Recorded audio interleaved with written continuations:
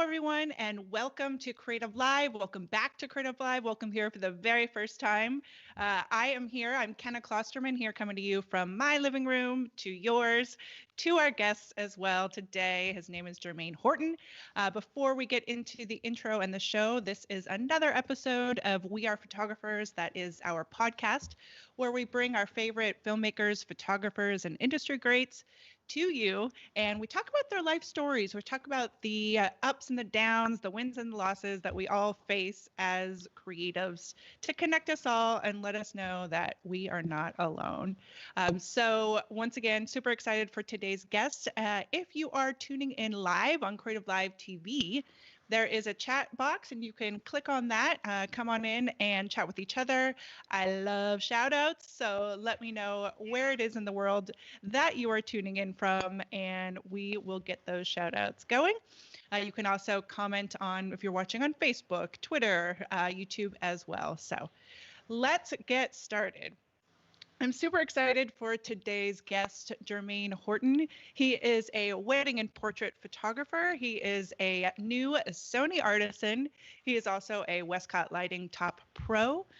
He says that he enjoys a borderline unhealthy love for the Chicago Bears, go Bears, and creating dynamic images via off-camera flash and natural light. Jermaine is also the president and founder of the Art of Confidence Project, which empowers and restores confidence in our youth. And he was featured, the project was featured across all the major networks, including the Grio, CNN, BET, CBS, ABC, NBC People, and more. He is also a partner and ambassador with Stella Pro Lighting, Fundy Design, and SLR Lounge, and we're very excited to have him on Creative Live for the very first time. Welcome, Jermaine Horton. How are you doing today? I'm good. Thank you for having me. I appreciate it. How are you? I am doing well. Once again, super excited. Your name has been kind of popping up everywhere these days. And congratulations again on not only becoming a Sony Artisan recently, also you've done a lot of work with Westcott, but also a Westcott Top Pro, along with working with another of other brands. So congratulations on all of that. Thank you. I appreciate it. So I wanted to start with talking about the Art of Confidence project. Sure.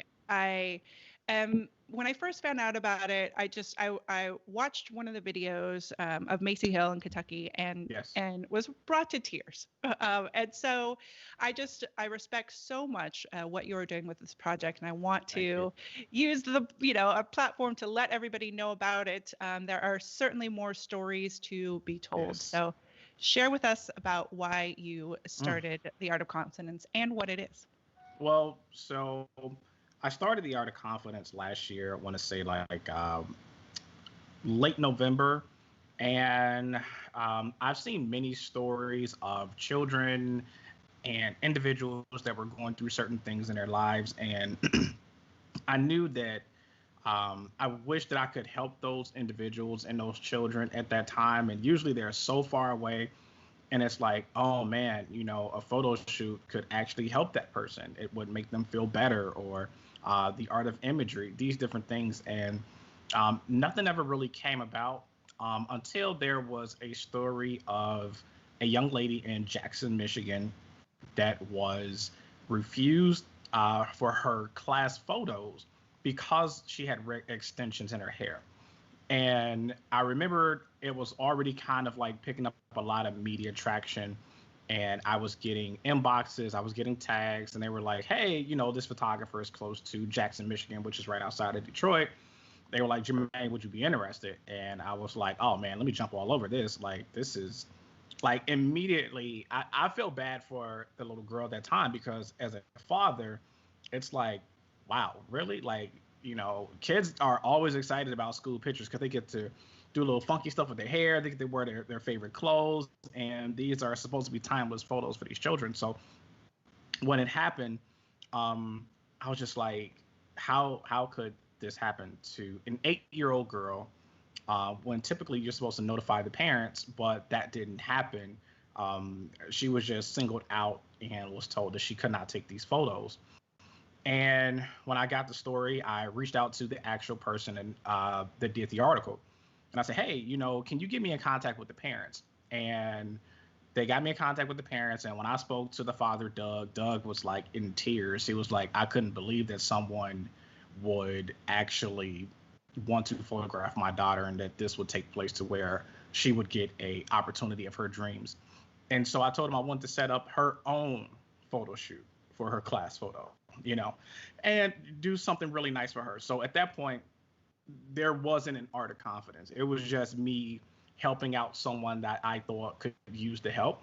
And when I contacted a few other people, I reached out to Joy Management, who's a good friend of mine, and we got clothing from Rich Girl Candy, another brand that was out there at that time, that we actually put everything in my car. I grabbed my daughter, my 8-year-old daughter, Maijay, my 4-year-old Jeremiah, and we went out to Michigan. And I brought my daughter because she has such an infectious personality. And sometimes with children, it's hard to break those barriers. So sometimes having another child there kind of helps, open that person up. And so we packed everything in a car. We drove about 4.5 hours out there to Detroit, to Jackson, Michigan. Went to ProCam, which is a place that I have a great partnership with. And they were like, whatever you need here, just come on in. And it's so funny because at that time, I had no idea that a representative from Westcott was going to be there when this happened. So I was like, all right, cool. So we get there. Marion is her name. She comes in and she just looks amazing. She has the most beautiful chocolate skin. Her cheeks are just like so adorable. You just want to bite on them. And so I'm like, all right, come on, let's do it. Let's get ready. And for me, music always the way for my clients to get engaged. So I asked her, hey, what's your favorite singer? She was like, Ariana Grande. I was like, oh, great. All right. So we played some of her music and she just got into it. And it's probably, even though that was the first project that actually happened, it was probably the most monumental thing that ever took place in my life and my photography career. To this day, that is such an iconic image that when people see that photo, they're like, oh my God, I remember it because it was on the front page of the Chicago Sun-Times. It went viral. And it wasn't one of those viral things like on social media. It went viral globally. I had people from the Netherlands, Hong Kong, like you name it, that was reaching out. And I was like, wait, what's going on here? And to see her expression and for her to at that moment feel so much more confident, because in that moment, when you're like, oh, you can't take photos because of your hair, kids are like, ha ha, laughing and doing things of that nature. So she went home crying. And so for her to be able to come and say, I have this shoot now, because most people know that class photos are boring anyway. Like as a photographer, we know, we're like, okay, like we wish that we were doing our own kids class photo, but everyone said the same thing, like, hey, well, she got something better anyway, which was the goal that I wanted for her to have the confidence to say, I'm beautiful, no matter what color my hair was and, or whatnot. But the bigger issue with that, Kenna, is that the rule that was put in place was a rule that was put there from years ago. And that rule was stemmed upon majority Caucasian children. It didn't take into account for children of color or other ethnicities where they wear their hair as a part of their culture. And that was one of the issues. And then the second issue was they said it was because there was red extensions in her hair and it had to be natural tones. Now, here's the thing. There's so many Caucasian women that have blonde hair, but that's not their natural hair color, but they consider it a natural tone because they're used to seeing women do that with their hair. So when you see an African-American child have red extensions in her hair, you say, oh, well, that's not natural. Well, neither is blonde. It just became acceptable, because at one time it wasn't. It was like, okay, that's not your real hair color, but over time people accepted it. So it has to be the same thing with that transition when it comes to people of color. So that was the bigger scope of it, with the Art of Confidence. And she's the alpha of the program. She is what had the wheels turning. And then after it was released and it went viral, it was like any other situation that happened with another child or a teen, I was the very first phone call, or I was blown up on social media. Like, oh, you got to go to the Art of Confidence. You got to go to the Art of Confidence. This is who you want. This is who you want. And that's when we had the next story, which was Tink, the 4-year-old out of Tatum, Texas, who was told that in order for him to keep going to school, because he has very long hair, in order for him to keep going to school, that he would have to either cut his hair or he would have to wear a dress and come to school and identify as transgender or in the process of being a transgender, and then he would be accepted into the school. And of course the grandmother flipped out, and they done everything in their power to try to ruin this woman, to just discredit her, just so many things that took place with that situation. And so from this, they isolated the child. She kept sending him back to school because he was not officially kicked out of school. So she kept sending him back. So they would isolate him for hours and she never even knew. And so at 4 years old, he developed PTSD. And he has separation anxiety and so many other things that took place from that. So I knew at that point, I'm like, all right, this is a 4-year-old child. And I'm like, what does hair have to do with a person learning, And so we came down there and we got some very iconic photos, but literally a child that was so attached to his grandmother would never leave his side was like, no, I don't want you to leave. And we developed such a major bond. One of the greatest things that happened was that she made Tink and asked me if I would be his godfather. And I said yes. So, yeah. So it has some things that come with it, the emotional attachments and the bonds that are built through this process. It is so much more than the photos that people see as the end result. And isn't that so true with photography in general? Yep. That it's so much more than the image. And what I, first of all, kudos and thank you for and the people the teams that must have surrounded you in terms of making this all happen, because 8 years old, 4 years old, to be shamed for your personality, who you are, and your culture is it is baffling, mind-boggling.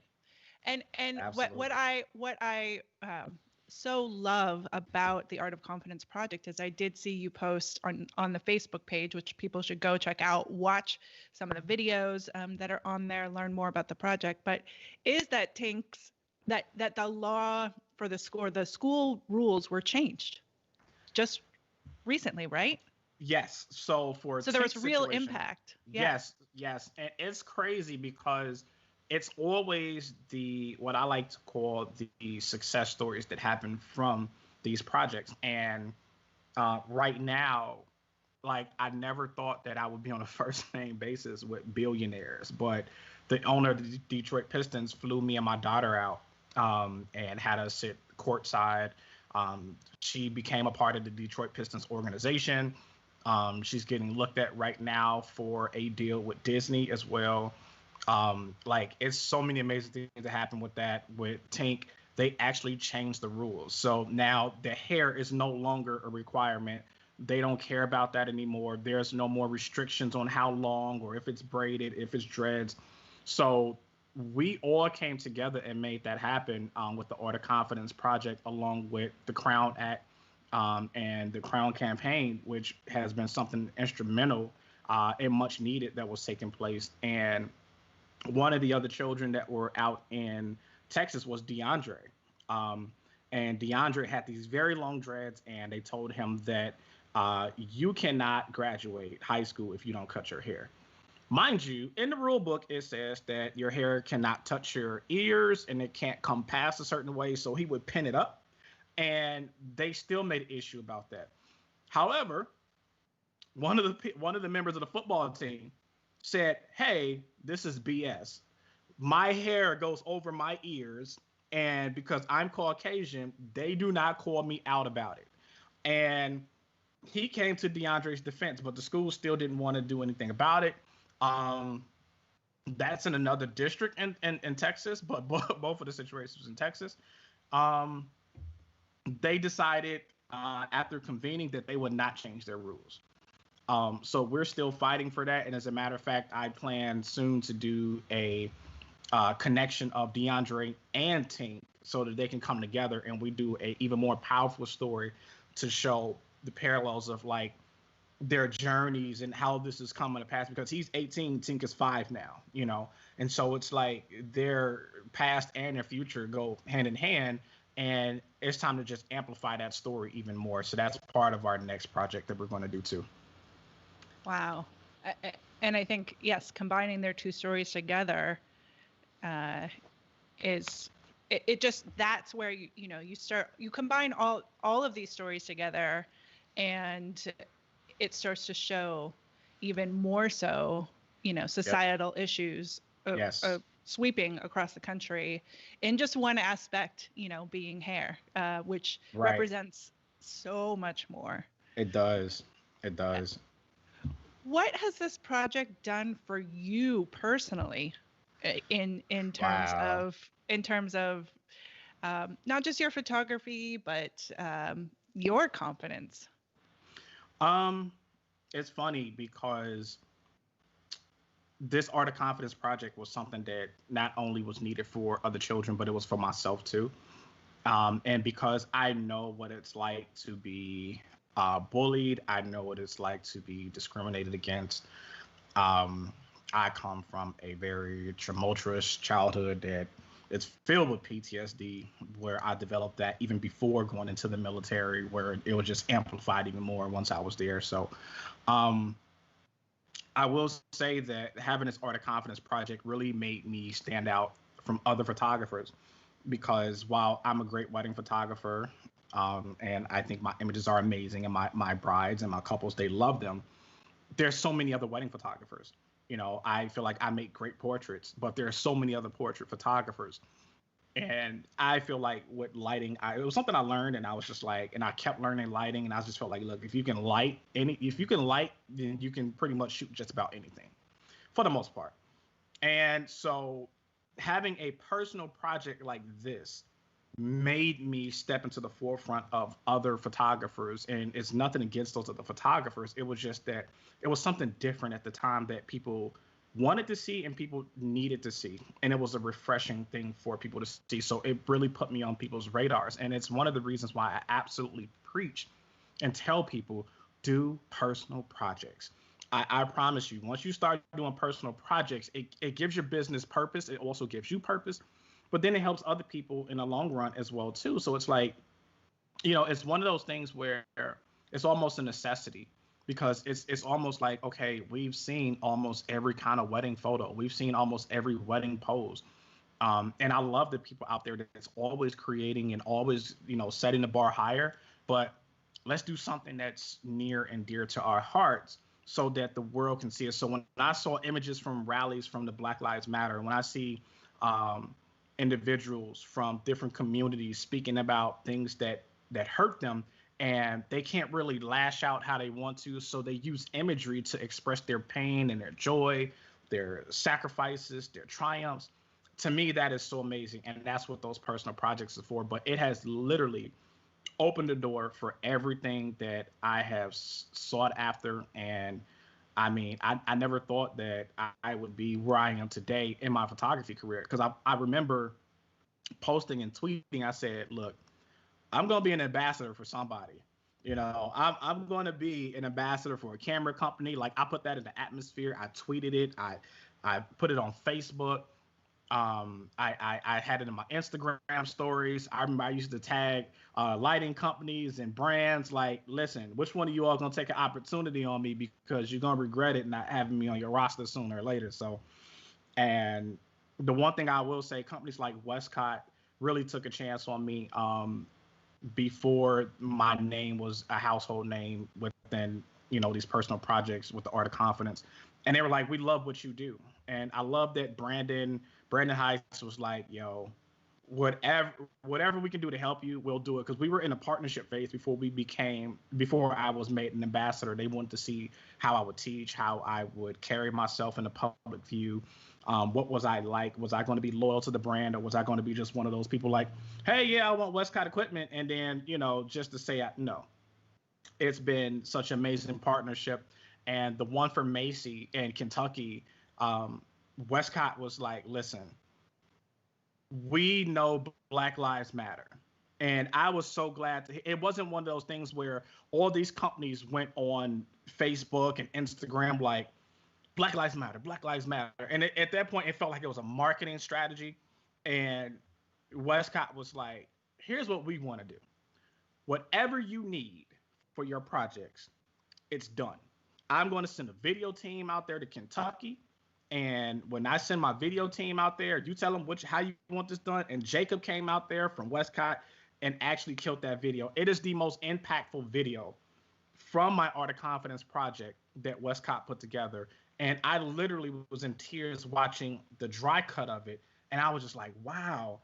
And it's now where individuals were just like, okay, it's starting to pull on the strings of emotions and hearts. And, when this girl who is mixed, who's Black and white, it's probably one of my favorite, and trying to think how I could word that, because Marion is that is like the iconic image for me. But in this climate and what we're going through, the project with Macy in Kentucky, with her having a Black father and a white mother, and having them to understand what racism looks like, for her to be accepting that she is white, but accepting that she is Black. So she goes through an internal conflict. And at her school, she was called the N-word so many times. She was discriminated against. Nobody gave her a safe zone. And because some of the kids were graduating, they told her there's nothing that the school can do and saying all these derogatory terms toward her. And the most rawest, most impactful, emotionally driven image was her image, because she was the first person that we always do what is called the release. And if you ever see any of them screaming, that's called the release, because in the Black community, when I was growing up, there was no such thing as mental health. It was put your big boy drawers on. If you cry, I'm gonna give you something to cry about, and it was such a toxic thing. And so I felt that during this project, I wanted all the children to have a release. And that's when you go back to the moment when you were dealing with what you're dealing with. And I want you to let out a scream of how you felt. And that's when you got Marion's, when she looked up into the Westcott Lighting scream. You got DeAndre screaming out. You have Tank giving out his lion roar.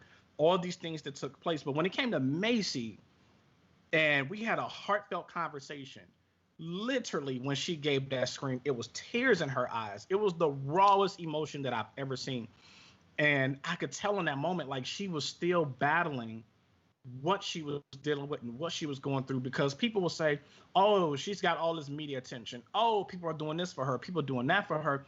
And people always want to equate physical gifts and materialistic things and forget about the person's emotional impact that they go through in the struggle. And that's why it was so key to have that moment, and for her to realize, oh my God, I'm not over it. Like, I'm not healed from it. And that's okay, because your grieving and healing process is different than other people. Take your time to heal. Take your time to grieve. It's okay. Tears are okay. Nothing makes you weak as a man or a woman to cry and let go. To be vulnerable is to be powerful. And that is what, in essence, what the Art of Confidence project is. And right there in that moment, when we had our conversation, I think Westcott just did such a brilliant job of bringing that story together from the raw emotions up until the end, where she felt like I can triumph through anything. And that's what our project is about. And it's for children under the age of 18 and under, because it's about building up our youth. And at one point, Kenna, it was for all children. Like, I wanted to do Black, white, Hispanic, you name it. I wanted to deal with children that had deformities, disabilities. That was the goal of the Art of Confidence project. But every time I looked up, there was a child of color a black kid or a Hispanic kid or just somebody being ridiculed or being discriminated against. You can't go to school because your hair is too long. You can't be a part of the Black Nutcracker because if you have braids, and were kicked out of the Black Nutcracker for their braids. Like, what? And had to go to New York for that project with those beautiful girls. And then it kind of shifted because most of the children were discriminated against, but we had one that hers was a different story, and it was about bullying, and that was a Maya Moon, where she has a rare form of cancer, and she's 8 or 9 years old, and someone ripped off her wig inside of the school and ran around with it, paraded it, and she went home crying, didn't want to go back to school, and was very reserved. And when we did her shoot, and I told her, and I wanted her to feel comfortable. I'm like, Amaya, I know somebody ripped off your wig, but I want to give you your power back, and I want you to take off your own wig because your bald head is beautiful. It is gorgeous, and I want you to own it. And at that point, she never went in public without her hair. So in that moment, she ripped off that wig and she gave this little scream, and it was phenomenal. And at that moment, she stopped wearing wigs. She started going to the store, out to eat, and she just had that wig off and she was just rocking that head. And I was like, I love it. And that's what this project is all about. I mean, it's those images, all of the images, especially like you mentioned, the release images, you that is you can feel, like you said, that raw emotion. And Yes. and that, we that trauma is physically in our bodies. Yep. And so has seeing the release of those, or starting to release some of those traumas. I mean, you mentioned that you had trauma as well, and PTSD, and so have there been moments for you to release? Um. Yeah. Wow. Dang, Kenna, you coming with it. I come in Man. deep. I come in deep. Hey, I ain't mad at that at all. Or So experiences, or yeah, I exactly. haven't really had a chance to release in years. From everything that I've been through a rough childhood, through kind of everything that I've experienced in life, from family, friends, relationships, losing family. Um, I've had a lot of trauma, losing my stepfather, my biological father, losing my mother who was murdered, losing my sister who was murdered, losing my brother who was murdered, going through DCFS systems and childcare and adoptions, and nothing actually panning out and working out. Coming from a neighborhood where when you hit 18, that's like your greatest accomplishment. Um, there have been just so many situations where I just kind of was like, oh, that's what life is because that's what I knew. And then it was, I honestly did not have a release until about maybe a month ago, which is crazy. Out of my 38 years of this life that I've been here, the first time I actually had a release was a month ago, and it was the worst thing ever. And it for me, I kind of like take on everyone's pain. So it's like, when I deal with these children, like I get emotionally involved, and it's almost like it happened to me. And so that's why I relate to the stories, and I get really caught up in it. It's why I have some really good friends that understand that most of the time I respond from an emotional place versus a logical place. And people were like, "Yo, I don't know how you getting these ambassadorships. They must don't know." Like I was like, "Yeah, I know." It's like, yeah, they haven't checked my Facebook. Like, I have no filter when it comes to certain things. Like, I don't play when it comes to y'all talking crazy to women. I'm a huge advocate for women and women's rights, especially my sisters. Like, I'm all for it. just so many things. And with all the rioting and the looting that took place and the discriminations and people dying on camera and like it was just so much. And there was a situation, probably nobody even knows this but one other person, so I'll kind of announce it here. But there was a video of a young lady who was being detained and she had her arms behind her back. And I'll never forget, the police officer struck her, kicked her, and treated her like a man. And not even a man, you know, because as a human, you should have decency to not do certain things. And in my mind, I'm saying to myself, like, are you serious? Like, I was so furious. I was like, I have daughters. Like, what if that was my daughter? And the problem with being on social media so much, which is why now I just post and I'll go to my page and respond to certain people, but then I'm off of it because I get drawn into everything that's going on, and it's an emotional battle there's a lot of triggers for my PTSD, and that now triggers panic attacks. And I had a panic attack and trigger from that video because I went to sleep that night with that on my mind, and I dreamt I had a most visual dream or nightmare that was my daughter, my 8-year-old, and I woke up in the middle of the night. I couldn't breathe. Like I could not catch my breath. I got in the shower with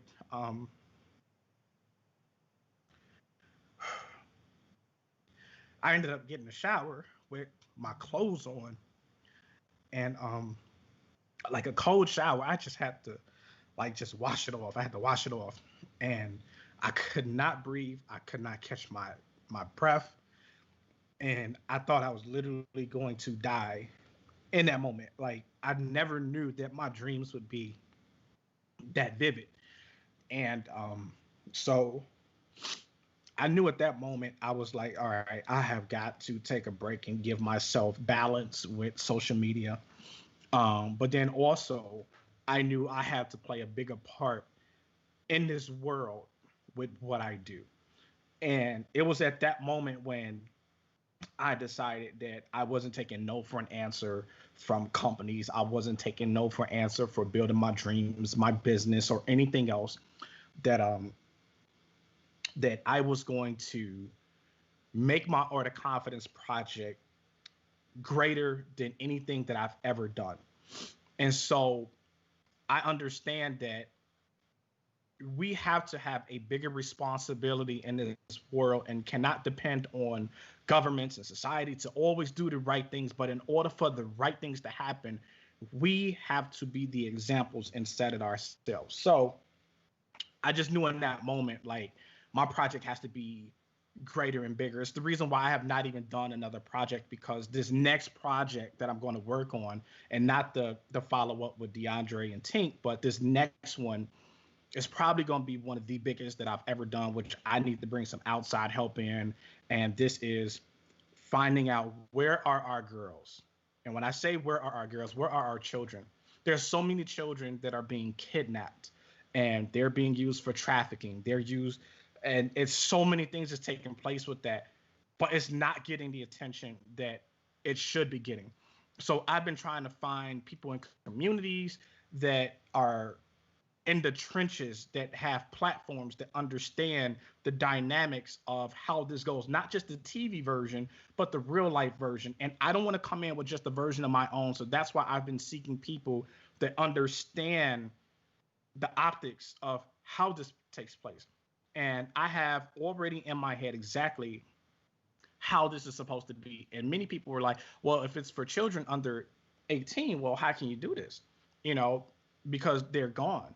So I have an idea where I use the parents, and we're going to use photos of their missing girls. And I'm hoping that we can have this thing go viral, not viral to where it benefits me, but where it amplifies the voices of these parents and these mothers who are missing their children, that one day people will look up and say, oh, I recognize that girl, and we can get them back home. So now it cannot be just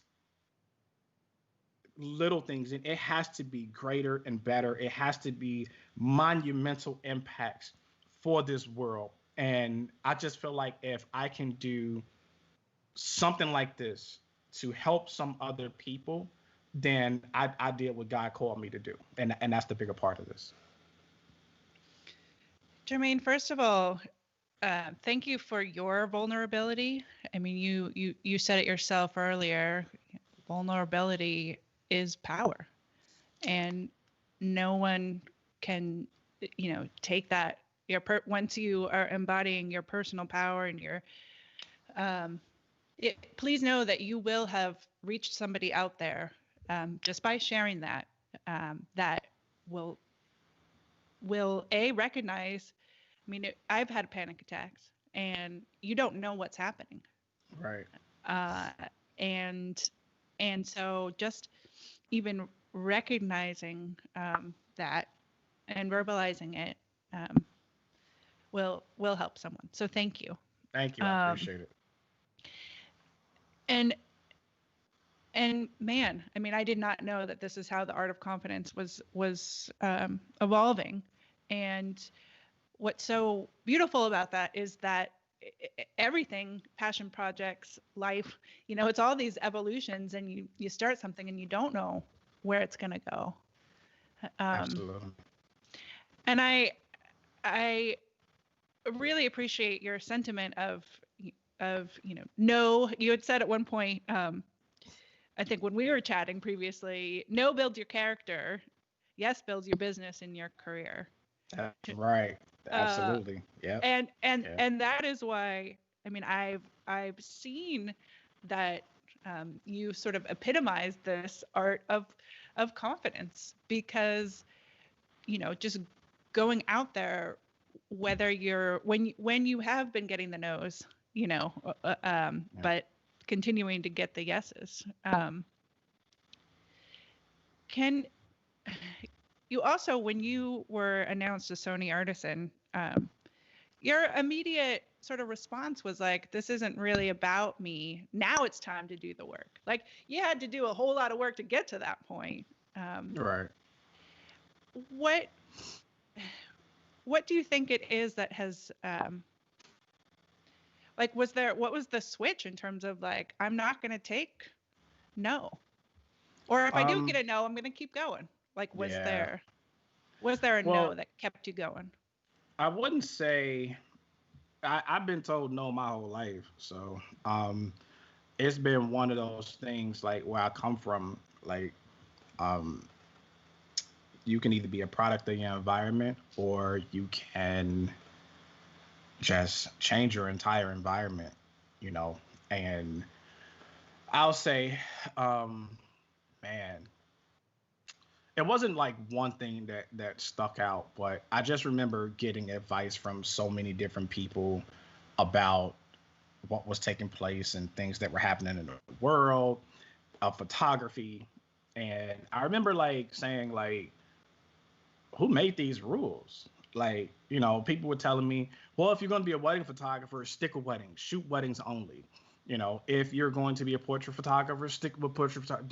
Don't go into one or the other, master one, and then, and I'm glad I didn't listen to that advice. I've kind of been the person that kind of goes against the grain.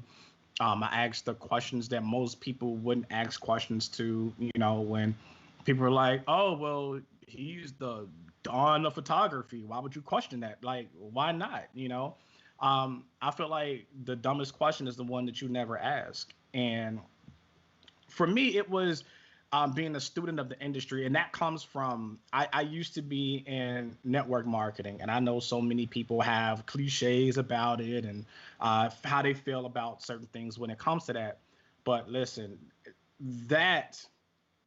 I made so much money in network marketing. It was insane. Not only that, but it built my character, because I understood when you start certain businesses, whether it's a home-based business with an Amway model, whether it's a boutique, whether it's a sewing company, whether it's a bracelet or jewelry accessory company, whether it's a photography company, here's what I've learned is that 9 times out of 10, where I'm from, family are the ones who will not support you, but complete strangers will.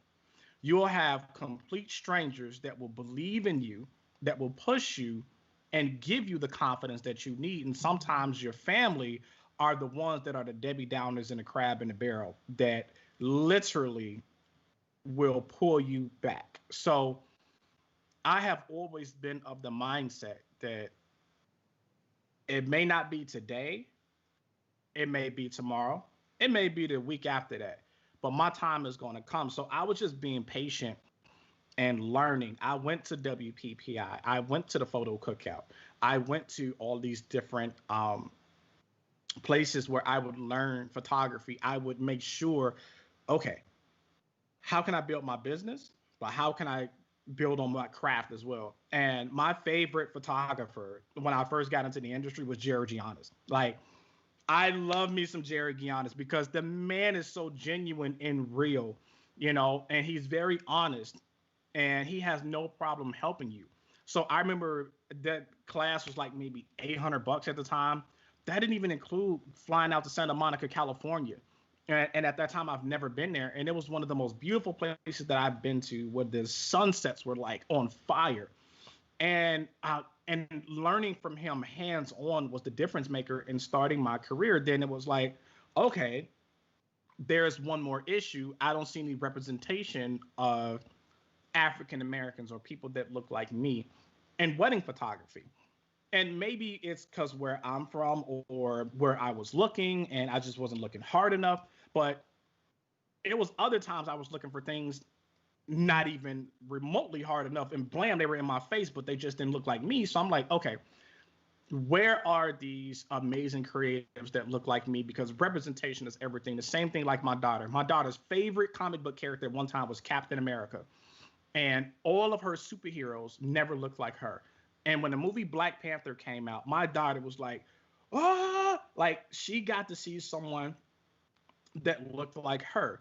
And it was a difference maker for my daughter, man. So it was the same thing for me. I was like, all right, who can I look at? And the very first person that I saw who told stories on a level that was insane was Joshua Dwayne.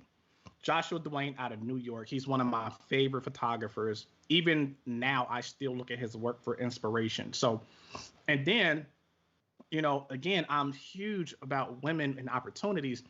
And I saw one of the dopest women photographers in the world, which is Kesha Lambert. She's my favorite photographer, hands down, period.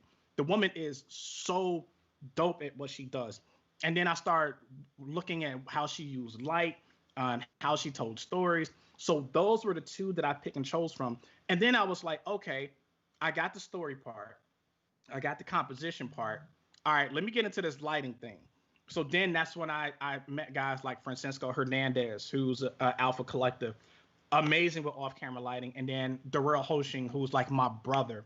And we met at WPPI, and we have been the best of friends since then.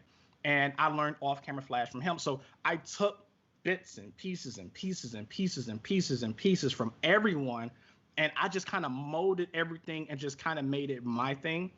And to me, education has been the difference for me when it came to my photography and what kind of, I would say, moved me along the path that I was going on. And I will say a lot of people don't want to invest into education when it comes to photography because some people just feel like, oh, I feel like I'll be taking on their style if I start learning from this person. That's not the case.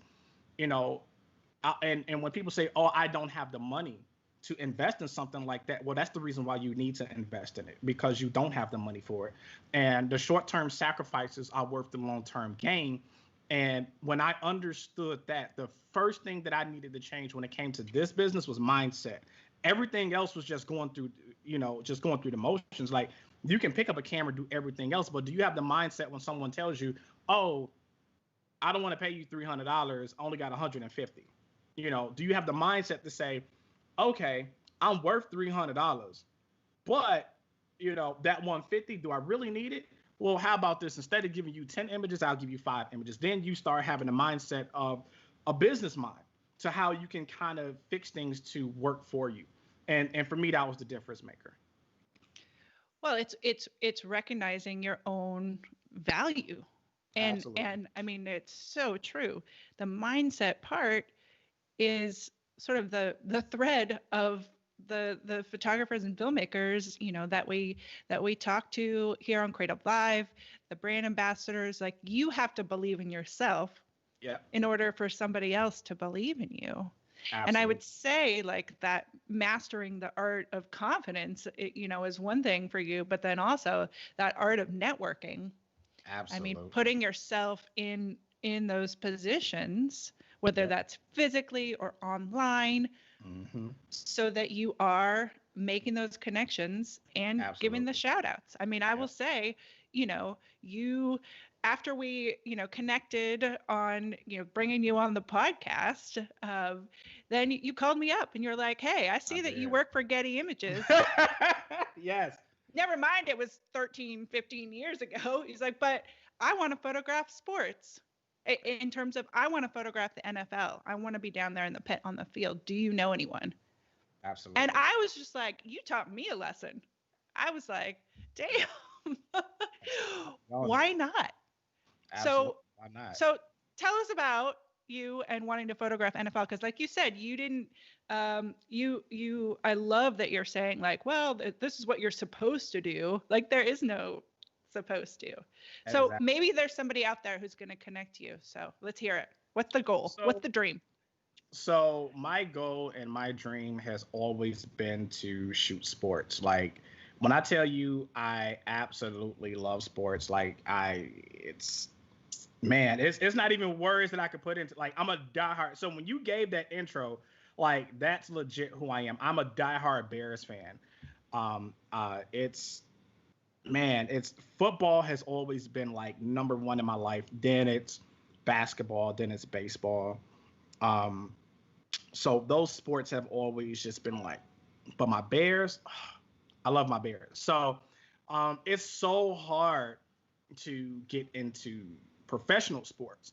And the amazing thing was, I love shooting weddings because weddings prepare you for everything. I, Weddings will prepare you to shoot anything, because at a moment's glance at a wedding, you can miss something. So when I had the opportunity to shoot sports, the very first opportunity I got was it was the it was a minor league team in Indianapolis, and shooting weddings was like, oh, all right, let me go there. And then shooting sports really helped me focus on everything when it came to weddings. So those two together was like, it was the perfect match. And because of the relationships that I built with certain people, I was able to get in at the WNBA. So then I started shooting some of the WNBA.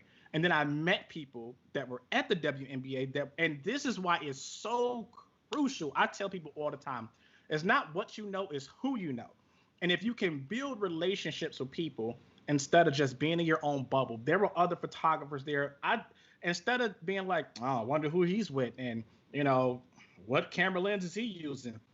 I wouldn't. Hey guys, what's up? How you doing? I'm Jermaine. Nice to meet you. Man, we about to get some dope shots today. Let's get it. And they were like, oh, I like his energy. And he said, hey, if you ever decide to come to Indianapolis, you can shoot the WNBA, you can shoot NASCAR, and you can shoot this minor league team anytime you want. That's when I started shooting minor league. I got to shoot NASCAR. I never shot NASCAR before, and I shot NASCAR. And I always thought NASCAR was boring. I'm like, who watches cars go around in a circle like forever and be entertained by this? Until you go to a NASCAR event and you're like, oh, okay, I kind of get it. Now you have to be there. It's just like some people with baseball. Everybody can't sit around for baseball and be entertained. You literally have to go ahead and go to a game and be like, oh, okay, now I get it. So those kind of doors opened up. And then I started shooting college football. And that's where my main thing was shooting for the NCAA. So usually for the University of Illinois and Northwestern is where I usually shoot at, but just haven't had that opportunity to get in for like the NFL, NBA, tennis, golf, for the PGA Tour and stuff like that. But I keep shooting my shot. The amazing thing that I do love about shooting college is that they end up going to the NFL. And I've shot most of them, and they in my DMs like, yo, do you got this shot from this and this? And they've used those shots on ESPN. They've used it for their promo. And I'm like, that to me is amazing. And to see those people get drafted. But I've been reaching out to Getty Images. I don't really get a response back, but it's coming. Like, I know it's coming. Like, whenever I ask God for something, it happens. It's not one of those things like, all right, God, can you do this? And then it takes months and years. It's usually when I ask, it happens. So that's why I'm very careful about what I pray for. So I have been praying for this, and I'm ready for it, and I know what's coming. And I was supposed to do it this year, but then COVID happened, and so they kind of really restricted the guidelines when it came to media. Instead of what they usually have, I think they boiled it down to like 30 members or even less than that. And a lot of them are really just using their team photographer in certain networks. So the credentialing process is the hard part when it comes to, shooting professional sports. Well, I want to say anybody out there who's got a connection for Jermaine, hit him up. Yes. Let's make it happen. I mean, Absolutely. I watched a Facebook Live of yours again shortly after you were named a Sony Artisan, and you had said, "God can't steer a parked car. God can't steer a parked car. You can't be passive. You got to be relentless." And so it's that combination, of doing the work, and setting the intentions and the prayer, like all together, and it's just it's awesome to see, and going back around to like, you doing the same thing for Macy, in terms of the Art of the Confidence project, and shouting out Disney, on and just putting it out there, and absolutely. And you just don't know. You don't know what's going to happen. She's got a beautiful voice, man. She was literally doing Disney things, man. Like the behind the scenes on my Art of Confidence page on Facebook. If you guys go to an Art of Confidence project, it's videos and behind the scenes of her just singing, and like she sounded like a Disney character. And my thing is, and usually what happens is these projects always go viral, or there's huge attention that's to it, and it's intentional. I want to amplify their voices. And so a lot of people will say, well, they just want attention. They're in the news. Well, they would have never been in the news if you weren't a jackass and did the stuff that you did and treated them the way that you treated. They wouldn't be in the news, and you wouldn't have to worry about the success they're getting, the accolades they're getting, the endorsements and sponsorships that these people are getting. If you were a decent human being, none of these issues would have came to happen. But because you are who you are, we are where we are. And I'm happy for them. So anything that I can do to get them through the doors and achieve their dreams, that's what our project is about. So I truly hope Disney does open a door for Macy. She has an amazing voice. Her personality is great. So I'm definitely looking forward to that. That's awesome. Yes. What I've been wanting to ask you, because I do research, but I didn't research this one, is the hashtag your favorite photographer. Now, this is your, it's in your bios. It's getting hashtagged, and I know that your clients, like, they love you because of that energy, because you're taking selfies, you're on the dance floor, like all of that in terms of weddings. But tell me about hashtag your favorite photographer. So when I was doing marketing, it was your favorite entrepreneur, and then when I came over into shooting weddings, it was your favorite photographer. And it was never intended toward other photographers to say that I'm better than you, or anything. It was never that, and it still isn't. It's literally for my clients. It's for my brides. It's for them. Like, I'm their favorite photographer. Like, I don't care who they shot with. Like, I'm their favorite. And it's not because I shoot better. It's not because my images are better. It's because of my relationships. I have a unique relationship with my brides. When I'm done shooting their wedding, they're calling me to do the maternity photos, newborn photos, family photos, branding, headshots. So I have a consistent flow of income that comes from my brides because of our relationship. Like, I play the PS4. We play Madden, 2K, Apex Legends. I play with the grooms. We go out to dinners and we hang out. When pre-COVID, I hang out with my bride and grooms and their families. My kids have hung with some of my bride's children. Like my relationship is different. And when I have that, it it always stands out to that client, but not just them, but the people in the wedding. I usually leave a wedding with 5 to 6 referrals, and the reason why is because they'll say like they have kids, and so during the pre-process, I'm speaking to the kids. They're getting ready. I'm speaking to the kids, and I always say, all right, when our song comes on, we gotta kill it. So literally, I give my camera to my assistant, and when our song comes on, I dance with the bride and their kids. And at every wedding, they expect me to get on the dance floor with them, the brides. And our famous thing that we do at the end of every night is a selfie. So I almost forgot to do one night, and the bride was like, "We cannot forget our selfie." You know, like they will remind me. And my brides will say, "Oh, that is my favorite photographer," because they've had other photographers or they've done other things, but they haven't had someone like me that really tuned into them, had a great time with them, made them feel like family. And my brides' families have made me feel like family. And that's where your favorite photographer came from. And I wanted that to be in their minds anytime that they thought of something. And it comes from Muhammad Ali. Muhammad Ali at that time wasn't the greatest boxer. He wasn't the greatest of all time at that time. But Muhammad Ali said, if I said, because someone asked him, why do you call yourself the greatest? He said, well, I said, if I said it enough, I would be the greatest and that you would believe that I'm the greatest. So it's the same thing with the psychological effect of if I keep saying your favorite photographer, it's going to stick in your head that I'm your favorite photographer. And you're going to always remember like, man, what was his name?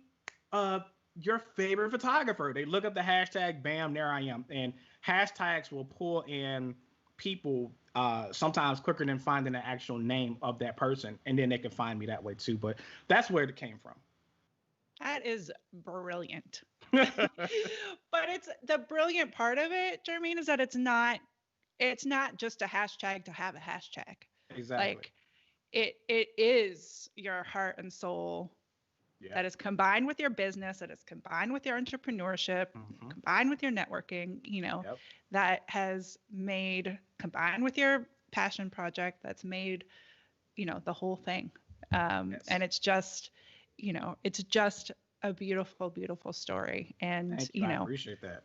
And I really appreciate your, sharing all of this with the CreativeLive family, the globally folks all around the world. I want to make sure, because it's now an hour already, I want to make sure that everybody knows how to follow not only you, but the Art of Confidence project. Follow, connect, hire, all those things. Yes. So you can go to my website, JermaineHorton.com. You can click on the Art of Confidence project there, or you can go directly to the website, which is theartofconfidence.org. You can follow me on my social media sites. On Instagram, it's Jermaine Horton Photography. It's the Art of Confidence project on there. Twitter, it's Jermaine Horton and Art of Confidence on there. And Facebook, Art of Confidence and Jermaine Horton Photography. You got that down. I love Absolutely. Got it.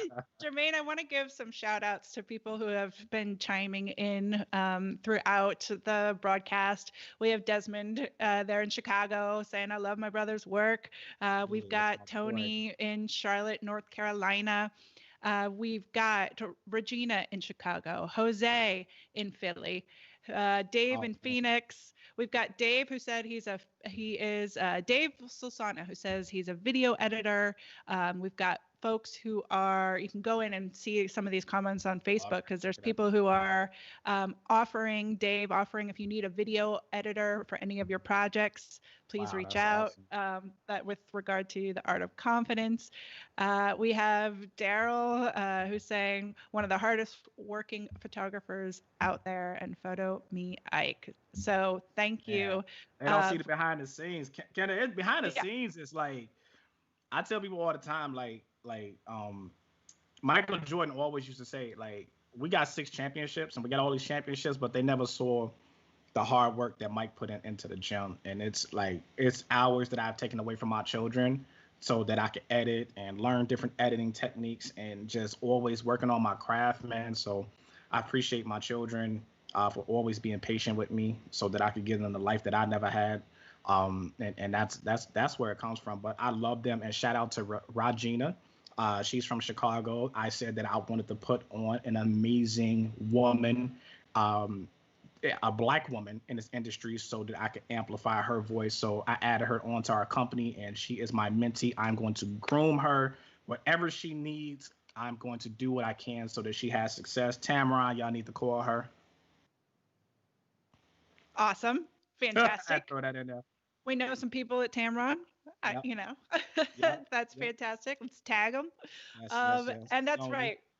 Regina, I did see you posting about her, and that's amazing. And that ability to focus on again, individuals, whether it's the children that you're featuring and raising up in the art of confidence, or mentees, like that's just, it's a full circle, and it's amazing what you do. So you gotta use your platform to help other people. That's right. Your platform ain't ish. That is it. Thank you so much, Jermaine, for being with us today. Such a pleasure to have you on CreativeLive for the first time. And I'm seeing more comments coming in. Love it. Asha, Desmond, dang Gina, let's go. Yes. So thank you again. And I want to thank everybody that's tuned in and commented as well. You can, again, be sure to go follow Jermaine, and you can see all of the episodes here of We Are Photographers. You can subscribe to the podcast wherever it is that you need photographers. Wherever it is that you listen to your podcast. I'm reading and looking at the same time. From Regina, who's saying, "Oh, I'm going to buy that man a drink." So everybody, yes, you can see all of the past episodes of We Are Photographers on creativelive.com/podcast, including Kesha Lambert, who we were speaking about earlier. And so great love going out to you, and thank you again. I'll see you all next time here on Creative Live.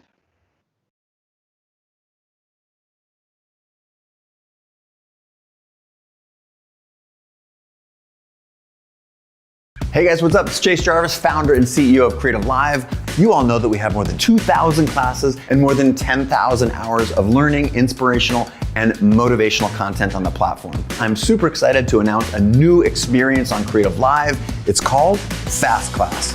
You've told us that you're busy, and sometimes it's hard to dive into a full class from start to finish. So essentially, we're now giving you a shortened highlight version of our top CreativeLive classes. You can always dive into the full class with 5, 10, or 15 hours of great content. But now, if you're just looking to focus on a few of the highlights or want to be able to skip quickly to something that really interests you, you can now get a shortened fast class version of that class. We're also thinking this might be able to help you explore a new craft and save time while doing it. This is a great tool to curate your learning experience to help create the life that you seek. So you're probably thinking, great, how do I access this new experience on CreativeLive? That's easy. All you have to do is be a subscriber to the Creator Pass, and then all this is yours.